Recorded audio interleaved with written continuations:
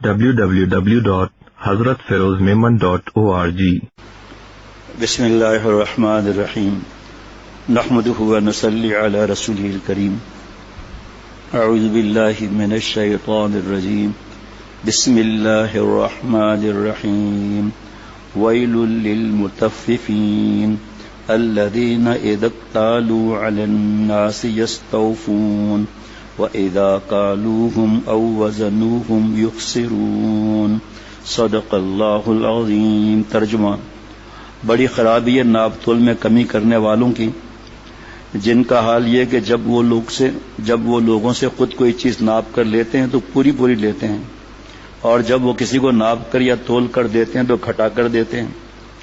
تفسیر معارف القرآن جدید مفتی اعظم مفتی شفیع صاحب رحمۃ اللہ علیہ، جلد نمبر 8 صفحہ 911 سے 912، پارہ نمبر 30، آیت نمبر 40، سورہ متففین۔ تفسیر میں حضرت مفتی اعظم فرماتے ہیں، حضرت عبداللہ بن عباس رضی اللہ عنہما سے روایت ہے کہ رسول اللہ صلی اللہ علیہ وسلم نے فرمایا، 5 گناہوں کی سزا 5 چیزیں ہیں۔ یہ جو قرآن پاک حدیث سے بات سمجھ میں نہ آئے تو توبہ کرنا چاہیے، سمجھ میں آئے تو اس کو پھیلانا چاہیے۔ باقی جو چیز سمجھ میں نہ آئے گناہ چھوڑنے کی، وہ مفتی صاحب سے پوچھ لیں، اور فتویٰ ہم نہیں دیں گے، مسائل بتائیں گے۔ نمبر 1، جو شخص عہد شکنی کرتا ہے اللہ اس پر اس کے دشمن کو مسلط اور غالب کر دیتا ہے۔ ذرا ذہن میں رکھتے جانا ہے یا نہیں؟ 1400 برس پہلے کی وحی کی باتیں ہیں، اور آپ صلی اللہ علیہ وسلم نے جو میں نے 3-4 مرتبہ پڑھ کے سنایا ہے ہمارے حضرت مفتی نعیم صاحب کا جناب، اس میں جو ہے وہ قیامت کی نشانیاں پہلی کون سی ہیں، درمیانی کون سی، آخری کون سی ہے۔ اس میں جو ہے وہ پہلی نشانیوں میں پہلے بتا چکا ہوں، قیامت کی پہلی نشانیاں جو ہے تفہیم الفقہ میں مختصرا آپ صلی اللہ علیہ وسلم پیدا ہونا، نبوت کا ملنا، پہلی نشانی دو گئی۔ چاند کے 2 ٹکڑے ہونا، وہ سب لکھا ہوا ہے اس میں۔ حضرت عثمان رضی اللہ عنہ، حضرت حسین رضی اللہ عنہ کا شہید ہونا، حضرت حسن رضی اللہ عنہ کا 2 جو بڑے بڑے معاملات تھے ان کو جوڑ کے خون خرابے سے بچانا، یہ ہو چکے۔ درمیان والی تفصیل بھی بیان ہو چکی ہیں۔ پھر آخر کا بتا کر آگے دجال کا ذکر آیا، اور تفہیم الفقہ میں لکھا ہے کہ دجال کا مطلب ہے مکار، جھوٹا، حق اور باطل کو خلط ولط کرنے والا ہے جی۔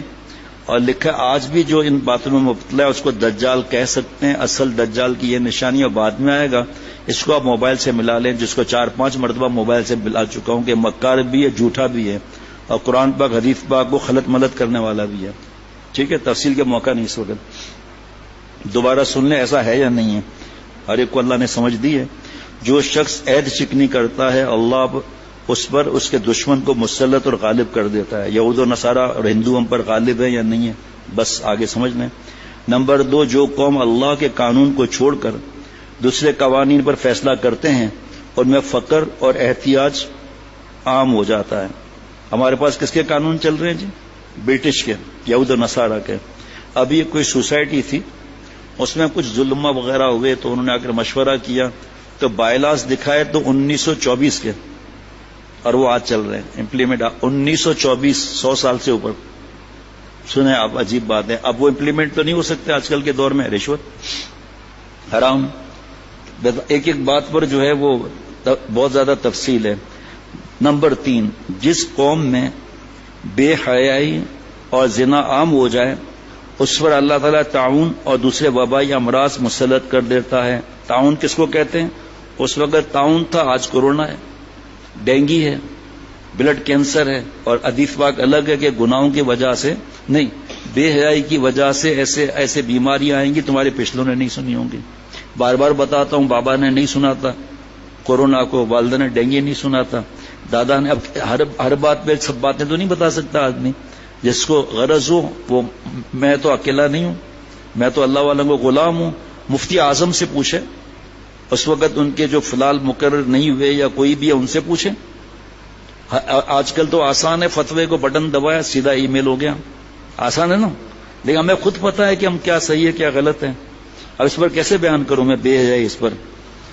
زنا عام ہے یا نہیں ہے، بے ہے یا عام ہے یا نہیں ہے، خود دیکھ لیں۔ نمبر 4، اور جو لوگ ناپ تول میں کمی کرنے لگے اللہ تعالیٰ ان کو قحط میں مبتلا کر دیتا ہے۔ پھر قحط کی الگ تفسیر ہے، قحط کا مطلب یہ نہیں کھانے پینے کی چیزیں ختم ہو جائیں گی، ایسا نہیں ہے جس کو قحط سمجھتے ہیں نا ہم، چیزیں مہنگی ہو جائیں گی، دسترس سے باہر ہو جائیں گی۔ اب کیا کریں گے؟ جس کو عقل نہیں، دھوکہ، فراڈ، رشوت، ملاوٹ، اس کی طرف لگ جائیں گے۔ موبائل چھیننا، نظر میں تو صرف قحط ہے، ڈیٹیل کتنی آگے۔ نمبر 5، جو لوگ زکوٰۃ ادا نہیں کرتے اللہ تعالیٰ ان سے بارش کو روک دیتا ہے۔ یہاں کی بارش نہ دیکھیں، جس سے کیا معاملات ہیں، ریگستان کی بارشیں دیکھیں اور علاقے کی بارشیں دیکھیں۔ حضرت ابن عباس رضی اللہ تعالیٰ عنہما سے روایت ہے کہ آپ صلی اللہ علیہ وسلم نے فرمایا، جس قوم میں مال غنیمت کی چوری رائج ہو جائے اللہ تعالیٰ ان کے دلوں میں دشمن کا رعب اور ہیبت ڈال دیتے ہیں، کس طرح ملک کو لوٹ رہے ہیں، کس طرح ملک کے خزانے لوٹ رہے ہیں۔ اور جو قوم ربا یعنی سود خوری کا رواج ہو جائے ان میں موت کی کثرت ہو جاتی ہے جی، اب اسی تفصیل الگ ہے۔ اور جو قوم ناپ تول میں کمی کرتی ہو تو اللہ تعالیٰ اس کا رزق کاٹ دیتے ہیں، قطع کر دیتے ہیں۔ اور جو لوگ حق کے خلاف فیصلے کرتے ہیں ان میں قتل اور خون عام ہو جاتا ہے۔ ابھی جماعت آئی تھی، انہوں نے بتایا کہ بہت بڑے پوسٹ کے تھے اور نام نہیں دوں گا علاقے کا، وہاں ایک بہت بڑا بدماش جس سے یہ والے بھی کام ہیں، وہ توبہ کر لیا۔ اس نے بتایا کہ میں 40 قتل اب تک کر چکا ہوں اور چند دنوں میں 7 قتل کرنے والا تھا، اللہ نے توبہ کی توفیق عطا فرما دی۔ 40 قتل جناب، دیکھ لیں آپ۔ اور جو لوگ معاہدات میں غداری کرتے ہیں اللہ ان پر ان کے دشمن کو مسلط کر لیتا ہے۔ اب اس کی تفصیل زیادہ ہے کہ پہلے تو اللہ سے معاہدہ کیا ہوا ہے، پھر آپ صلی اللہ علیہ وسلم سے معاہدہ کیا ہوا ہے، پھر آئے دن پارٹنروں کا مسئلہ۔ اللہ سے معاہدہ کس بات کا ہے؟ کلمہ پڑھ لیا، اب زکوٰۃ نہیں دے رہے، وراثت نہیں دے رہے، بوڑھی ماں بیوہ اس کا حق کھا رہے ہیں، بھائی بہن کا حق کھا رہے ہیں، بھائی بہن کا انتقال ہو گیا یتیم کا مال کھا رہے ہیں۔ اب نے آج تک میں اپنے بڑھاپے میں نے یہ سنا تھا کہ جس کوئی بچہ یتیم ہو گیا، جب بالغ ہو گیا اب یتیم نہیں ہے وہ۔ آج کھانے پر مفتی نعیم صاحب سے پہلی دفعہ سنا کہ بچیاں اس کا جب تک کوئی سرپرست نہ آ جائے آگے جب تک وہ یتیم ہی رہتی ہیں۔ کیسے حق مارتے ہیں ان کا۔ پھر وراثت کے پیسے الگ کر لیے، بزنس کر رہے ہیں، آزما رہے ہیں، پروفٹ لے کر اور لاس کی بیلنس شیٹ یتیم کو دے دی۔ اب یتیم بول سکتا ہے جس کو بچپن سے ٹارچر میں رکھا گیا، جس کو بچپن سے ہی نفسیاتی مریض بنایا گیا، جس سے بچپن سے ہی اتنے ظلم کر کے ارے ایک دن آ کر بیٹھے صبح 9 سے لے کر عشاء کی اذان تک۔ اب کسی کا نام نہیں بتائیں گے، صرف ای میل ایک ساتھی کو کہوں گا بغیر نام کے پڑھ کر سنا ہے کیسے کیسے ظلم ہے یتیموں پر، یعنی کہ اس کے مال سے اپنے بچوں کو دے رہے ہیں اور اس کو کہتے چل وے منہ در کر نظر مار دے گا۔ آہ نہ جائے گی میری رائے گاں تجھ سے فریاد ہے رب جہاں۔